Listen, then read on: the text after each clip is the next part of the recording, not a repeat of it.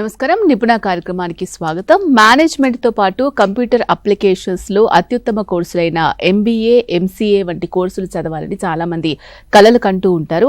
అలాంటి వారి ఆసక్తి ఎదురు చూసే తెలంగాణ ఐసెట్ నోటిఫికేషన్ విడుదలైంది.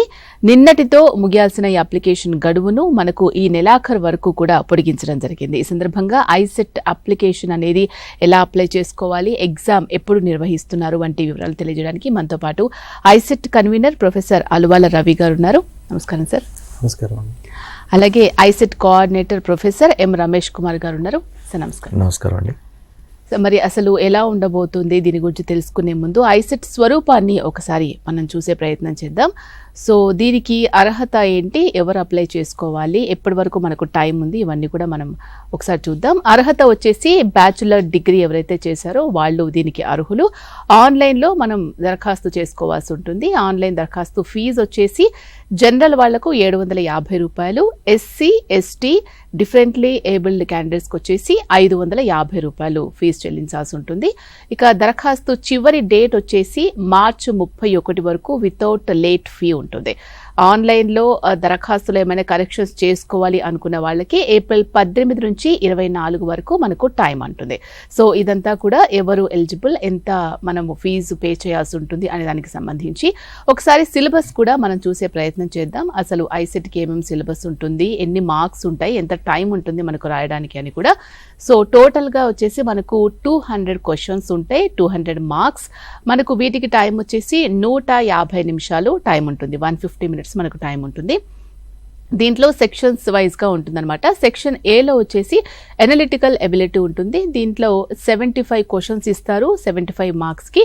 అండ్ దీంట్లో కూడా డేటా సఫిషియన్సీ ఉంటుంది. ఫస్ట్ 20 క్వశ్చన్స్కి 20 మార్క్స్. ఇవన్నీ కూడా మనము చూచాయిగా చెప్తున్నాం అనమాట. ఎగ్జాక్ట్గా ఉండకపోవచ్చు, కొంచెం మేబీ చేంజెస్ ఏమైనా జరిగితే జరుగుండొచ్చు. నెక్స్ట్ వచ్చేసి ప్రాబ్లమ్ సాల్వింగ్ కూడా ఉంటుందన్నమాట. 55 క్వశ్చన్స్ వస్తాయి, 55 మార్క్స్ ఉంటుంది. దీంట్లో సిరీస్కి వచ్చేసి 25 క్వశ్చన్స్, దీనికి కూడా 25 మార్క్స్ ఉంటాయి. నెక్స్ట్ బిలో వచ్చేసి డేటా అనాలిసిస్ ఉంటుంది. దీనికి 10 క్వశ్చన్స్ వస్తాయి, దీంట్లోంచి మనకి 10 మార్క్స్ ఉంటాయి. అండ్ సిలో మనకి కోడింగ్ అండ్ డీకోడింగ్ ప్రాబ్లమ్స్ ఉంటాయి. దీంట్లో కూడా మనకు 10 క్వశ్చన్స్ వచ్చే అవకాశం ఉంటుంది, 10 మార్క్స్. నెక్స్ట్ వచ్చేసి date, time and arrangement problems కూడా ఇవ్వడం జరుగుతుంది. దీని నుంచి కూడా మనకు 10 క్వశ్చన్స్ వస్తాయి, సేమ్ 10 మార్క్స్ ఇస్తారనమాట. నెక్స్ట్ మనం సెక్షన్ బి చూద్దాం. సెక్షన్ బిలో వచ్చేసి మ్యాథమెటికల్ ఎబిలిటీ ఉంటుంది. 75 క్వశ్చన్స్ వస్తాయండి, దీంట్లోంచి 75 మార్క్స్ ఉంటాయి. సో దీంట్లో కూడా అర్థమెటికల్ ఎబిలిటీ ఉంటుంది, 35 క్వశ్చన్స్ వచ్చే అవకాశం ఉంటుంది, 35 మార్క్స్. సో నెక్స్ట్ కూడా చూద్దాం. ఆల్జిబ్రా అండ్ జియోమెట్రికల్ ఎబిలిటీ ఉంటుంది. దీంట్లోంచి కూడా మనకు 30 క్వశ్చన్స్ వస్తాయి అండ్ 30 మార్క్స్ ఉంటుంది అనమాట. సో స్టాటిస్టికల్ ఎబిలిటీ కూడా ఉంటుంది. నెక్స్ట్ వచ్చేసి దీంట్లో మనకి 10 క్వశ్చన్స్ వస్తాయి, 10 మార్క్స్ ఉంటుంది. నెక్స్ట్ సెక్షన్ సిలో మనం చూసుకున్నట్లయితే కమ్యూనికేషన్ ఎబిలిటీ ఉంటుంది. దీంట్లో మనకి 50 క్వశ్చన్స్ వస్తాయి, 50 మార్క్స్ ఉంటుంది. సో ఇదంతా కూడా సిలబస్కి సంబంధించి మనం స్క్రీన్ మీద చూపిస్తున్నాం కదా, అప్రాక్సిమేట్గా ఇవే వచ్చే అవకాశం మనం ఎక్కువ ఉంటుంది. నెక్స్ట్ మనం చూసుకున్నట్లయితే ఎగ్జామ్ డేట్ కూడా ఒకసారి మనం చూసుకుందాం. May 13th సెషన్ 1 ఉంటుంది. ఇది మార్నింగ్ టైంలో ఉంటుంది, 10 AM to 12:30 PM వరకు. అండ్ ఆఫ్టర్నూన్ సెషన్ వచ్చేసి 2:30 PM నుంచి 5 PM వరకు మనకు టైం ఉంటుంది. తర్వాత May 14కి ఇంకొక సెషన్ ఉంటుంది, అది 10 AM నుంచి 12:30 PM వరకు ఉంటుంది. ఇదనమాట పరీక్ష తేదీ అండ్ మనకి ఎంత టైం ఉంటుంది అని తెలియజెప్పే వివరాలు. ఇక మనం దీనికి సంబంధించి మరిన్ని వివరాలు తెలుసుకోవాలి అనుకున్నట్లయితే వెబ్సైట్లో వెళ్ళి కూడా దీనికి సంబంధించి పూర్తి వివరాలు మనం స్క్రీన్ మీద చూపిస్తున్నాం కాబట్టి దాన్ని ఒకసారి మీరు క్లిక్ చేసి ఓపెన్ చేసి చూసినట్లయితే దీనికి ఐసాట్కి సంబంధించి పూర్తి ఇన్ఫర్మేషన్ దాంట్లో వచ్చే అవకాశం ఉంటుంది. అలాగే ఐసాట్ నోటిఫికేషన్ విడుదలైంది, మనకు టైం కూడా ఉంది. దీనికి సంబంధించి సర్స్ కూడా మనతో పాటు అవైలబుల్ ఉన్నారు, లైవ్లో సిద్ధంగా ఉన్నారు. మీకు ఏమైనా డౌట్స్ ఉన్నాయి, క్లారిఫై చేసుకోవాలి, సార్ వాళ్ళతో మాట్లాడాలి అనుకున్నట్లయితే వెంటనే స్క్రీన్ మీద కనిపించే నెంబర్స్ కాల్ చేయొచ్చు. సార్, ఐసెట్ దరఖాస్తు పొడిగించడం జరిగింది కదా, ఎందుకు, దీనికి సంబంధించి ప్రత్యేకమైన రీజన్స్ ఏమైనా ఉన్నాయా? ఇప్పుడు యాక్చువల్గా ఏంటంటే గత సంవత్సరం తోటి కూల్చుకుంటే గత సంవత్సరం జూన్ నెలలో పరీక్ష నిర్వహించాము. కానీ ఈ నెల అకాడమిక్ క్యాలెండర్లో ముందుకు తీసుకురావాలనే ఉద్దేశంతో ప్రభుత్వ ఆదేశాలకు అనుగుణంగా మే నెలలోనే నిర్వహించడం జరుగుతుంది. విద్యార్థుల సన్నద్ధతను దృష్టిలో పెట్టుకొని వారి కోరిక మేరకు, వారి విజ్ఞప్తుల మేరకు ఈ నెల 31వ తారీఖు వరకు డేట్ను పొడిగించడం జరిగింది, ఎలాంటి అపరాధ రుసుము లేకుండా. ఎందుకు సార్ మేలోనే ఎగ్జామ్ అనేది? అకాడమిక్ క్యాలెండర్ ప్రతి సంవత్సరం మనకు విద్యా విధానంలో ఏంటంటే మేడం, ఇంటర్నేషనల్ స్టాండర్డ్స్ కానీ సెంట్రల్ యూనివర్సిటీస్లో కానీ అడ్మిషన్ జూన్ నెలలో జరుగుతుంటాయి. ఈ కరోనా వచ్చిన తర్వాత ఏం జరిగిందంటే అకాడమిక్ క్యాలెండర్ మిస్ అయ్యి ఆగస్టు సెప్టెంబర్ దాకా పోవటం వల్ల జాతీయ అంతర్జాతీయ స్థాయిలో కానీ ఇతరత్ర ప్రవేశాలలో మన విద్యార్థులు వెనుకబడిపోతారు. దాన్ని కోపప్ చేసి తిరిగి స్ట్రీమ్లైన్ చేసినందుకు అకాడమిక్ క్యాలెండర్ని ఖచ్చితంగా మేలో ఈ పరీక్షలు నిర్వహించి జూన్ 1 నుంచే వాళ్ళకి రిజల్ట్స్ ఇచ్చేసి అందరినీ అన్ని రకాల విశ్వవిద్యాలయాల్లో ప్రవేశాలు పొందే విధంగా తయారు చేసేందుకు అకాడమిక్ క్యాలెండర్లో అడ్జస్ట్మెంట్లో భాగంగానే ముందుకు తీసుకురావడం జరిగింది. Okay sir. రమేష్ గారు, ఇప్పటి వరకు ఎన్ని అప్లికేషన్స్ వచ్చాయండి? ఇప్పటి వరకు దాదాపుగా 45,000 చిల్లర వచ్చినాయండి.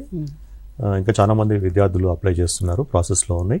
ప్రతి రిక్వెస్ట్ కూడా మేము అటెండ్ అవుతున్నాము. మాకు రోజువారీగా ఫోన్స్ వస్తున్నాయి, ప్లస్ ఈమెయిల్స్ వస్తున్నాయి. ప్రతి ఈమెయిల్కి ప్రతి ఫోన్కి మేము రెస్పాండ్ అవుతూ వాళ్ళు అడుగుతున్న క్వశ్చన్లకి సాల్వ్ చేసుకుంటూ వాళ్ళ ప్రాబ్లమ్స్ కూడా అడ్రస్ చేస్తూ ఉన్నాం. Okay sir. జనరల్గా ఎటువంటి క్వశ్చన్స్ వాళ్ళు రైజ్ చేస్తారు? వాళ్ళు ఫిల్ చేసినప్పుడు కొంత డేటా తప్పు చేస్తుంటారండి. ఎందుకంటే విద్యార్థి తను హడావిడిగా ఉండటం వల్ల పక్కన ఎవరో ఫిల్ చేయటం వల్లనో ఏదో ఒక చిన్న హాల్ టికెట్ నెంబరో ఫోన్ నెంబరో ఏదో ఒక మిస్టేక్ ఎంటర్ చేయడం వల్ల తర్వాత తనకు రావాల్సిన ఫెసిలిటీస్, తనకు రావాల్సిన ఆపర్చునిటీ మిస్ అవుతుంది. కాబట్టి ఆ దానికోసం కరెక్షన్ కోసం వాళ్ళు మనకు దగ్గరికి అప్రోచ్ అవుతారండి. మేము ఇమీడియట్గా 1 గంట లోపల వర్కింగ్ అవర్స్లో చేసేస్తాము. ఒకవేళ ఈవినింగ్ 8 గంటల తర్వాత వాళ్ళు ఏమైనా రిక్వెస్ట్ చేస్తే నెక్స్ట్ డే మార్నింగ్ 10-10:30 లోపల మేము దాన్ని సాల్వ్ చేస్తూ వాళ్ళకి కావాల్సిన ప్రాబ్లమ్ సాల్వ్ చేస్తున్నాం అండి. Okay sir. రవి సార్, గతంతో పోల్చుకుంటే ఇప్పుడు అప్లికేషన్స్ పెరిగాయా? గతంతో పోల్చుకుంటే ఈసారి కొద్దిగా తగ్గాయనే చెప్పొచ్చు. ఎందుకనంటే మేడం, ఉమ్మడి రాష్ట్రంలో కానీ అన్డివైడెడ్ ఆంధ్రప్రదేశ్ ఉన్నప్పుడు విపరీతమైన డిమాండ్ ఉండేది. ఎందుకంటే హైదరాబాద్ కేంద్రంగా పరిశ్రమలు ఉన్నాయి కాబట్టి ఇక్కడ చదువుకొని ఇక్కడనే ఉద్యోగాలు చేయాలనే ఉద్దేశంతో రాష్ట్ర వ్యాప్తంగా నుంచి ఇక్కడికి పిల్లలు వచ్చేవారు. 10 సంవత్సరాల ఉమ్మడి విద్య ఎప్పుడైతే కంప్లీట్ అయిందో, అంటే 2014 నుంచి 24 వరకు అయిందో, ఓన్లీ తెలంగాణ రాష్ట్రానికి మాత్రమే పరిమితమైన పరీక్ష కాబట్టి తదనుగుణంగా ఆటోమేటిక్గా తగ్గిపోయే అవకాశం ఉంది. అయినప్పటికీ మేము రకరకాల సామాజిక మాధ్యమాల ద్వారా, మాకున్న నెట్వర్క్ల ద్వారా సంఖ్యను పెంచే ప్రయత్నం చేస్తున్నాం మేడం. ఓకే. సో ఎక్స్పెక్ట్ చేస్తున్నారా పెరిగే? రీచ్ అవుతుంది మేడం, ఖచ్చితంగా రీచ్ అవుతుంది. ఇంకోటి ఏంటంటే ఈ మధ్య కాలంలో చూస్తే మేము మళ్ళీ అక్కడికి వస్తున్నాం. అకాడమిక్ క్యాలెండర్ డిస్టర్బ్ అవటంతో విద్యార్థి కరెక్ట్గా డెసిషన్ తీసుకోలేకపోతుండు. ఇప్పుడు ఒకసారి స్ట్రీమ్ లైన్ చేసే ప్రయత్నంలో భాగంగా చేస్తున్నాం కాబట్టి ఖచ్చితంగా ఇది మళ్ళీ మునుపటి వైభవానికి చేరుతుందని అనుకుంటున్నాం. Okay sir. సో స్టూడెంట్స్లో అవేర్నెస్ తీసుకొచ్చే విధంగా ఏం చేస్తున్నారు? స్టూడెంట్స్లో అవేర్నెస్ అంటే మేడం సోషల్ మీడియా మాధ్యమాల ద్వారానే చెప్తున్నాం మేము. మా దగ్గరికి ఎవరైతే వస్తున్నారో మా అలుమినీస్ ఉంటాయి, యూనివర్సిటీల కోఆర్డినేటర్స్ ఉంటారు, హెడ్ ఆఫ్ ద డిపార్ట్మెంట్స్ ఉంటారు, వాళ్ళందరికీ కూడా టైం టు టైం కమ్యూనికేట్ చేసుకొని వాళ్ళలో అవేర్నెస్ క్రియేట్ చేయమని రిక్వెస్ట్ పంపడం జరుగుతుంది. Okay sir. రమేష్ గారు, ఐసెట్ ద్వారా ఏ కోర్సుల్లో అడ్మిషన్ వస్తుంది? వాటి కోసం ఎన్ని కాలేజీలు పాల్గొంటున్నాయి? ఐసెట్ ద్వారా బేసికల్గా 2 కోర్సెస్ ఉంటాయండి. మా MBA కోర్స్ ఒకటి, బిజినెస్ మేనేజ్మెంట్ ఒకటి, కంప్యూటర్ అప్లికేషన్స్ MCA కోర్సు. ఈ 2 కోర్సెస్ కూడా మన రాష్ట్రంలో ఉన్న తెలంగాణ రాష్ట్రంలో ఉన్న అన్ని యూనివర్సిటీల పరిధిలో ఉన్న అన్ని కాలేజీలకి మనం అడ్మిషన్ చేస్తాము. సో దాదాపుగా ఒక 35,000 సీట్స్ ఉంటాయండి. సో 35,000 సీట్స్కి ఈ ద్వారా అడ్మిషన్ తీసుకుంటారండి పిల్లలు. ఓకే. ఈ బిజినెస్ మేనేజ్మెంట్కి ఎక్కువ ఇంట్రెస్ట్ చూపిస్తున్నారా అడ్మిషన్స్ తీసుకోవడానికి? ఇంతకుముందు గతంలో ఏమయ్యేదంటే MCA 3 years ఉన్నప్పుడు కేవలం MBAకి మాత్రమే ఆప్ట్ చేసేవాళ్ళు. ఇప్పుడు MCA కూడా 2 years అయింది కాబట్టి సో MBA కోర్స్కి MCA కోర్స్కి ఈక్వల్గా పిల్లలు అప్రోచ్ అవుతున్నారు. జనరల్గా ఏమవుతుందంటే ఇప్పుడు మనం డిగ్రీ అనగానే BA, BCom, BScతో పాటు బీటెక్ పిల్లలు, మిగతా కోర్స్ పిల్లలు కూడా ఉంటారు. సో బీటెక్ పిల్లలు జనరల్గా MBA సైడ్ వస్తుంటారు. అదే BSc పిల్లలు ఇంకా BCom కంప్యూటర్ అప్లికేషన్స్ ఉండి ఇంటర్మీడియట్లో మ్యాథమెటిక్స్ అయిన పిల్లలందరూ కూడా వాళ్ళు MCA సైడ్ కూడా మొగ్గు చూపుతారండి. సో ఈ విధంగా ఈ MCA కోర్స్కి ఇటు MBA కోర్స్కి 2 కోర్సెస్ కూడా ఈక్వల్ ఆపర్చునిటీస్ ఉంటాయి, ఈక్వల్ డిమాండ్ ఉంటుంది. అదే బీటెక్ ప్రోగ్రామ్ నుంచి వచ్చిన పిల్లలకు మాత్రం పూర్తిగా MBA సైడ్కి ఎక్కువ ఇంక్లైన్ అయ్యి ఉంటారండి. ఎందుకంటే బీటెక్కి బిజినెస్ మేనేజ్మెంట్కి మంచి ఆపర్చునిటీస్ ఉంటాయి ఇండస్ట్రీలో. సో ఆ విధంగా పిల్లలు ఇట్లా ఆప్ట్ చేసుకోవడం జరుగుతుంటుందండి. Okay sir. అవేర్నెస్ వస్తుందా వాళ్ళకి? పిల్లలకి ఎంత అవేర్నెస్ ఉంది ఇప్పుడు దీనికి సంబంధించి? ఇది కోర్సు చాలా ఏళ్ల నుంచి ఉంది కాబట్టి సో మంచి అవేర్నెస్ ఉందండి. పిల్లలు కూడా చాలా ప్రిఫర్ చేసే కోర్సు. జనరల్గా ప్రొఫెషనల్ కోర్సెస్ అంటేనే ప్రిఫర్ చేస్తారు. ట్రెడిషనల్ కోర్సెస్ కంటే కూడా ఆల్వేస్ ఇక్కడ అడ్మిషన్స్ ఎక్కువ మంది ఆప్ట్ చేస్తారు. సో మిగతా అన్ని ట్రెడిషనల్ కోర్సెస్ కంటే దీన్ని ఆప్ట్ చేసుకునే పిల్లల సంఖ్య ఎప్పుడూ ఎక్కువనే ఉందండి, ఈసారి కూడా ఎక్కువనే ఉంటుంది. Okay sir. సో మీరేం చెప్తున్నారు సార్, ఇప్పుడు లేట్ ఫీజుతో అప్లై చేసుకునే వాళ్ళకి అవకాశం ఉంటుందండి? ఖచ్చితంగా అండి. మేము స్టూడెంట్ ఫ్రెండ్లీగా ఈ టెస్ట్ కండక్ట్ చేసేందుకు ప్రణాళికలు ఏర్పాటు చేస్తాం. ఏ ఒక్క విద్యార్థి నష్టపోకుండా గతంలో లేని విధంగా ఒక్కరోజు ముందు వస్తే కూడా అతను పరీక్ష రాసుకునేటందుకు 5,000 పెనాల్టీ వేసి ఇవ్వడం జరుగుతుంది. కాబట్టి ఇక్కడ ఉన్న అవకాశాలన్నీ అందిపుచ్చుకునేటందుకు స్టూడెంట్ ఫ్రెండ్లీగా మాత్రమే ఈ పరీక్షలు నిర్వహిస్తాం. పరీక్ష రాసేందుకు సంసిద్ధమైన ప్రతి వ్యక్తికి ఎలాంటి డౌట్లు ఉన్నా తీర్చి వారిని పర్ఫెక్ట్గా వాళ్ళకు సేవలు అందించేటందుకు ఐసెట్ ఆఫీస్ ఎప్పుడు రెడీగా ఉంటుందండి. ఓకే. ఎక్కడెక్కడ ఎగ్జామ్ సెంటర్స్ ఎక్కడెక్కడ ఉన్నాయి సార్? ఇప్పుడు రాష్ట్ర వ్యాప్తంగా మేము 16 రీజనల్ సెంటర్స్ను ఏర్పాటు చేసామండి. ఆ రీజనల్ సెంటర్స్లో మళ్ళా మేము ఐడెంటిఫై చేసిన సెంటర్స్లలో ఉంటాయి. అవి కూడా బస్ స్టేషన్లకు, రైల్వే స్టేషన్లకు అందుబాటులో ఉండేటట్టు ఈసారి పోయినసారి నుంచి మేము ఏం చేసినాం అంటే QR కోడ్ను కూడా ఆల్ టికెట్లలో ప్రింట్ చేస్తున్నాం. దాంతో ఏమైందంటే అభ్యర్థి ఎక్కడున్నా ఒకసారి QR కోడ్ ఓపెన్ చేయగానే అతనికి మార్గనిర్దేశం అయ్యి సమయం వృధా కాకుండా విత్ ఇన్ టైంలో సెంటర్కి రీచ్ అయ్యేటట్టు పోయి అతని పరీక్ష ప్రశాంత వాతావరణంలో రాసే వసతులు కూడా కల్పించే ఏర్పాట్లు చేస్తున్నాం.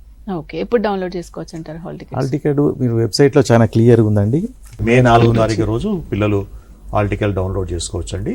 ఆ హాల్ టికెట్ ఎలా ఉంటుందంటే అతని హోమ్ అడ్రస్ మనం ఐడెంటిఫై చేస్తాం. ఫర్ ఎగ్జాంపుల్ కరీంనగర్ విద్యార్థి తన లొకేషన్ నుంచి కరీంనగర్ నుంచి తను ఒకవేళ కరీంనగర్ లో సెంటర్ పడుతుంది, ఒకవేళ హైదరాబాద్ పడింది అనుకోండి, హైదరాబాద్ లో తనకు వెళ్లాల్సిన మార్గం కూడా రూట్ మ్యాప్ తో సహా మేము హాల్ టికెట్ లో ప్రింట్ చేస్తామండి. ఓకే. సో ఎవరైనా తెలియని ప్లేసెస్ నుంచి వచ్చినా కూడా ఇప్పుడు ముందుగానే వచ్చి ఒకరు స్టే చేసి చూసుకోవాల్సిన అవసరం లేకుండా QR కోడ్ స్కాన్ చేసుకున్నారంటే డైరెక్ట్ గా మనం సెంటర్కి వెళ్ళిపోవచ్చు. సో ఇది ఎలా ఉపయోగపడుతుంది అనుకుంటున్నారు స్టూడెంట్స్ అందరికి? చాలా చాలా ఉపయోగపడుతుంది కదా పిల్లలకి, ఎందుకంటే కొద్దిగా కొత్త ప్లేస్ లో కొత్త సెంటర్ పడ్డ దగ్గర ఇది చాలా ఉపయోగపడుతుంది. పిల్లలకి సమయం సేవ్ చేసుకుంటారు. ఎగ్జామ్ చాలా టెన్షన్ ఉంటుంది కదండి, ఆ టెన్షన్ అవాయిడ్ చేయడానికి ఇది ఒక మంచి సౌలభ్యం అనుకుని లాస్ట్ సారి మేము ఇంట్రొడ్యూస్ చేసినాము. అది ఈసారి కూడా దాన్ని ప్రొవైడ్ చేస్తాం. Okay sir. సో దీనికి సంబంధించి స్టూడెంట్స్ ఎటువంటి ఒపీనియన్ షేర్ చేసే అవకాశం ఉంది అనుకుంటున్నారు? వాళ్ళు ఆటోమేటిక్గా చాలా హ్యాపీగా ఫీల్ అవుతారు కదా మేడం. టైం సేవింగ్ ఒకటి. గతంలో ఏముండే అంటే మేడం సెంటర్ దాకా వెళ్ళి కూడా డోర్లు క్లోజ్ చేసి లోపలికి రాని అనే పరిస్థితులు మనం చూసాం. పత్రికలలో కూడా చాలా వార్తలు విన్నాం. పోయిన సంవత్సరం కనుక మీరు చూస్తుంటే అటువంటి కేసులు మన దృష్టికి రాలేదు. దాన్ని బట్టి మనం అంచనా వేసుకోవచ్చు మనం చేసిన ప్రణాళిక సక్సెస్ఫుల్గా అయిందని. అదే వరవడని ఇక ముందు కూడా కొనసాగించే ప్రయత్నం చేస్తాం. ఓకే. సో అప్లికేషన్లో ఏమన్నా మిస్టేక్స్ ఉంటే అవి ఎలా సరిదిద్దుకోవచ్చు అండ్ వాళ్ళకి ఏమన్నా డౌట్స్ ఉంటే ఎలా క్లారిఫై చేసుకోవచ్చు? మాకు హెల్ప్ లైన్ సెంటర్ ఉందండి. మా వెబ్సైట్లో మెయిల్ పెట్టొచ్చు, మెయిల్ ఐడి ఇచ్చాము. ఆ కన్వీనర్ tg@gmail.com అనే మెయిల్ ఐడి ఉన్నది. లేదు మా కాల్ ఫ్రీ సెంటర్ ఉన్నది 9676853076 నెంబర్కి కాల్ చేయొచ్చు. ఆఫీస్ అవర్స్లో ఎప్పుడు చేసినా మేము స్పందిస్తాం. వాళ్ళకి ఏ రకమైన డౌట్స్ ఉంటే ఓవరాల్గానే క్లారిఫై చేస్తాం. ఒకవేళ ఇంకా ఏమైనా ఇబ్బంది జరిగి ఉంటే మాకు ఏమైనా డేటా అవసరం ఉంటే మెయిల్ పెట్టమని అంటాం మేడం. మెయిల్కి within 1 hour 2 hours reply ఇస్తాం. అదర్వైజ్ 24 hours ఎట్టి పరిస్థితులలో వాళ్ళకు రిప్లై వెళ్ళిపోతుంది. ఆ కరెక్షన్స్ అన్నీ కరెక్షన్ చేయబడతాయి. విద్యార్థి ఎలాంటి తప్పులు జరగకుండా మొదటగా ప్రయత్నం చేయాలి. ఈ మధ్యకాలంలో మేము అబ్జర్వ్ చేసిందంటే ఏంటంటే రూరల్ ప్రాంతాలలో ఎక్కువగా ఈ మీ సేవా సెంటర్లకు అక్కడికి ఇక్కడ వెళ్ళటం జరుగుతుంది. జరిగినప్పుడు వాళ్ళు ఏమవుతారంటే ఆపరేటరే అప్లోడ్ చేస్తుంటాడు, కరెక్ట్ వెరిఫై చేసుకోకుండా సబ్మిట్ కొట్టేస్తారు. తర్వాత ప్రింట్అవుట్ తీసినాక పిల్లగాడు అయ్యో తప్పు జరిగింది కదా అనే భావనతో వస్తే అలాంటి ఫోన్ కాల్స్ వస్తాయి మాకు. మేము ఏమి అధైర్యపడవద్దని చెప్పుకుంటూ తర్వాత సరిదిద్దు కార్యక్రమాలు ఎట్లా చేయాలో మేమే గైడ్ చేసుకుంటూ వాళ్ళు అన్ని రకాలుగా వాళ్ళకు సహాయ సహకారాలు అందించుకుంటూ పరీక్షకు నీట్గా రాసుకునే విధంగా వాళ్ళని తయారు చేస్తున్నాం. జనరల్గా ఇప్పటి వరకు మీకు ఎన్నో కాల్స్ వచ్చి ఉంటాయి కదా, జనరల్గా స్టూడెంట్స్ చేసే మిస్టేక్స్ ఏంటి? ఎక్కువ ఏంటంటే మేడం పేరులో ఇనిషియల్ పేరు ప్లస్ పేరు టైపింగ్లో తప్పు వస్తుంది, డేట్ ఆఫ్ బర్త్లో మిస్టేక్స్ వస్తాయి. ఈ మధ్య కాలంలో గవర్నమెంట్ రూల్స్ ప్రకారం ఏంటంటే ఎస్సీలో సబ్ కేటగిరీ వచ్చాయండి, ABC అనే కేటగిరీస్ వచ్చాయి. అవి కొట్టడంలో కొద్దిగా చాలా వరకు మిస్టేక్స్ అవుతున్నాయి. ఈ రకంగా ఏవి వచ్చినా సానుకూల దృక్పథంతో విత్ ఇన్ ద టైంలో వస్తే 100% వాటికి సొల్యూషన్ ఇస్తాం. పిల్లవాడు ఏమాత్రం అభద్రతాభావానికి ఫీల్ కాకుండా ఎనీ టైం మాకు కాంటాక్ట్లోకి రావచ్చు. మా ఫోన్ నెంబర్లు వెబ్సైట్లో పెట్టాము. మా కాల్ సెంటరే కాకుండా మా కన్వీనర్ గారి నెంబరు, మా కోఆర్డినేటర్ గారి నెంబరు ఖచ్చితంగా 24/7 పనిచేస్తాయండి. ఈ అవకాశాన్ని అందరూ ఉపయోగించుకోవాల్సింది కోరుతున్నాం. సార్ లాస్ట్ ఇయర్లో కట్ ఆఫ్ ఎంతవరకు వచ్చింది? అంటే సీట్లు అంటారా? లాస్ట్ ఇయర్ అంటే మేడం జనరల్గా మాకు 75,000 మంది రాశారు. అడ్మిషన్ 90%, 91% క్వాలిఫై అయ్యారు మేడం. యాక్చువల్గా క్వాలిఫై అయిన వాళ్ళందరూ దీంట్లోనే జాయిన్ అవుతారా అనేది లేదు. వారి వారి అవకాశాలను బట్టి, వాళ్ళ పరిస్థితులను బట్టి, వాళ్ళ ఇంట్రెస్ట్లను బట్టి మారుతుంటాయి. కాబట్టి లాస్ట్ ఇయర్ దాదాపుగా 75% ఉన్న వాటిలో సీట్లు నిండాయి, ఇంకా కూడా ఖాళీ ఉన్నాయి. అంటే దాని అర్థం ఏంది, పరీక్ష రాసేటోళ్ళంతా ఈ కోర్సులో జాయిన్ అవుతలేరు అనేది ఖచ్చితంగా చెప్పవచ్చు. కాకపోతే ఎవరైతే నిజంగా ఇది చేయాలి అనుకుంటే మాత్రం ఇది ఒక అద్భుతమైన అవకాశం. మల్టీ డిసిప్లినరీ కోర్సు కాబట్టి స్కోప్ అనేది చాలా విస్తృతంగా ఉంటుంది. ప్రపంచవ్యాప్తంగా మారుతున్న మార్కెట్లకు అనుగుణంగా, మన వ్యాపార అభివృద్ధికి అనుగుణంగా ఈ కోర్సును తీర్చిదిద్దడం అవుతుంది. కాబట్టి ఖచ్చితంగా అద్భుతమైన అవకాశాలు ఉంటాయి. ఇంకా మరీ ముఖ్యంగా నేను చెప్పదలుచుకుంది ఏంటంటే, ఇక్కడ BA, BCom, BSc పిల్లలు నేను మ్యాథ్స్ చదవలేదు, ఇది నా వల్ల కాదు, ఇది మ్యాథ్స్ సైన్స్ వల్లే చేయాలి, లేదు ఇంజనీరింగ్ వల్లే చేయాలని ఒక అపోహలు ఉంటాయి. కానీ మన ఎంట్రన్స్ టెస్ట్ కనుక మీరు ఒకసారి అబ్జర్వ్ చేస్తే 10th క్లాస్ స్టాండర్డ్స్ క్వశ్చన్సే అడుగుతారు. 10th క్లాస్ అయినాకనే కదా మేడం, ఇంటర్మీడియట్ పోయినాకనే వాడు మ్యాథ్సా, సైన్సా, ఆర్ట్సా అనేది డిసైడ్ అవుతుంది. 10th క్లాస్ వరకు కామన్ కాబట్టి మనం అడిగే ప్రశ్నల స్థాయి కూడా 10వ తరగతి వరకే ఉంటుంది. అనవసరమైన అపోహలకు పోకుండా స్థిరమైన ప్రణాళికలు ఏర్పాటు చేసుకొని హార్డ్ వర్క్ కష్టపడి చదివితే ఖచ్చితంగా ఈ పరీక్షలలో సక్సెస్ అవుతారు. తద్వారా ఈ కోర్సు తర్వాత అపారమైన అవకాశాలు ఉన్నాయి. వాటన్నింటినీ అందిపుచ్చుకొని వారి భవిష్యత్తును సుందరంగా తీర్చిదిద్దుకుంటారని నేను ఆశిస్తున్నాను. సార్, జనరల్గా కోర్సు కంప్లీట్గా ఎలా ఉంటుంది? ఈ సెమిస్టర్ విధానంలో ఉంటుందండి. ఈ మన తెలుగు రాష్ట్రాలలో 2 సంవత్సరాల కోర్సు కాబట్టి 2 సెమిస్టర్స్ ప్రతి సంవత్సరం ఉంటుంది కాబట్టి, సో ప్రతి కోర్సు MBA కానీ MCA కానీ 4 సెమిస్టర్ల కోర్స్ అండి. సో క్రెడిట్స్ అనేవి అన్ని చేసుకుంటూ ఉండాలి, పిల్లలు పాస్ అవుతూ ఉండాలి. సో అందులో భాగంగానే ఫైనల్ సెమిస్టర్లో MBAలో కానీ MCAలో కానీ ఒక ప్రాజెక్ట్ అనేది ఉంటుంది.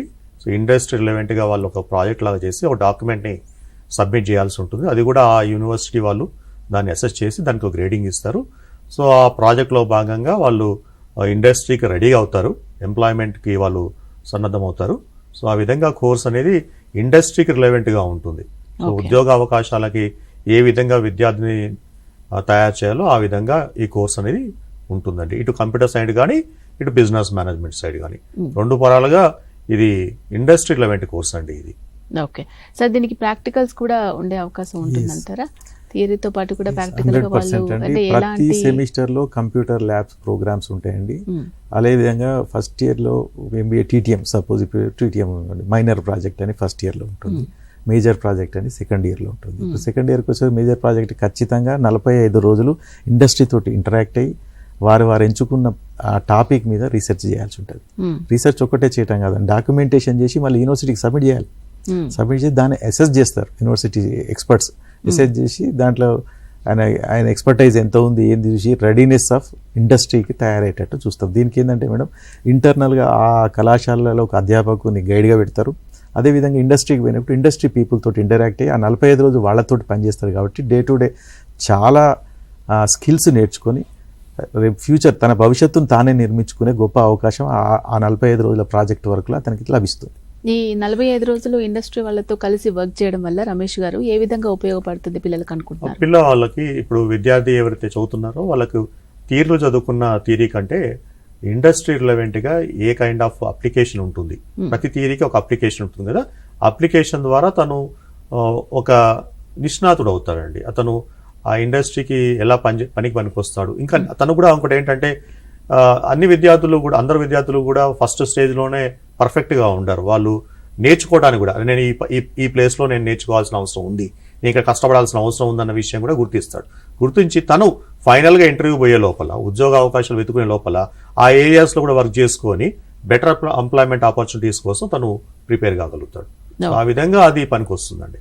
ఓకే, సో ఎవరెవరు అప్లై చేసుకోవచ్చు అంటారు? మనం ఇంతకుముందు చెప్పడం జరిగింది, అయినా కూడా జనరల్ గా దీని ఎలిజిబిలిటీ క్రైటీరియా అంటే ఎనీ డిగ్రీ వల్ల ఎలిజిబుల్ ఉంటున్నారు. BA, BCom, BSc, BTech అన్ని ఉంటున్నారు. 4 years కోర్సు హానర్స్ వాళ్ళు కూడా ఎలిజిబుల్ ఉంటారు. నేను మళ్ళీ ఒకసారి అందరికి అప్పీల్ చేస్తున్నాను, ఇది 10th క్లాస్ స్టాండర్డ్ పరీక్ష మాత్రమే. సరైన ప్రణాళికలు వేసుకుని కష్టపడి చదివితే ప్రతి ఒక్కరికి MBAలో MCలో సీట్లు వచ్చే అవకాశం ఉన్నాయి. ఆ దిశగా ప్రయత్నం చేయండి, అపారమైన అవకాశాలు ఉన్నాయి. అన్నింటినీ అందిపుచ్చుకోవాలని మీ సందర్భంగా కోరుతున్నాను. డిస్టెన్స్ లో కూడా చేసిన వాళ్ళు ఉంటారు, వాళ్ళు కూడా అప్లై చేసుకునే ఎస్, డిస్టెన్స్ ఎడ్యుకేషన్ ఎవరైతే ఎంప్లాయీస్ ఉంటారో, వర్కింగ్ క్లాస్ పీపుల్ ఉంటారో, వాళ్ళు ఏంటంటే రెగ్యులర్గా కాలేజ్కి అటెండ్ చేయలేరు. కాబట్టి ఈ పరీక్ష ద్వారా ఉత్తీర్ణులు అయితే అంబేద్కర్ ఓపెన్ యూనివర్సిటీ కానీ, జి రామరెడ్డి దూర విద్యా కేంద్రం ఉస్మానియా కానీ, కాకతీయ విశ్వవిద్యాలయం అని చాలా యూనివర్సిటీలు అందిస్తున్నాయి. ఖచ్చితంగా వాటిలో ఇప్పుడు ఉస్మానియా తీసుకుంటే evening part time MBA program కూడా ఉంది, అది కూడా చేసుకోవచ్చు మేడం.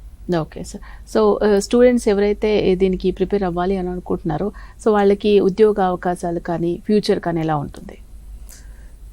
ఇప్పుడు మేడం ఎంబీఏలో కానీ ఎంసీఏలో కానీ మేజర్గా ఏంటంటే స్కిల్ డెవలప్మెంట్ ప్రోగ్రామ్స్ ఉంటాయి. దాంతోపాటు డెసిషన్ మేకింగ్ సిస్టమ్ అనేది అలవాటు అవుతుంది.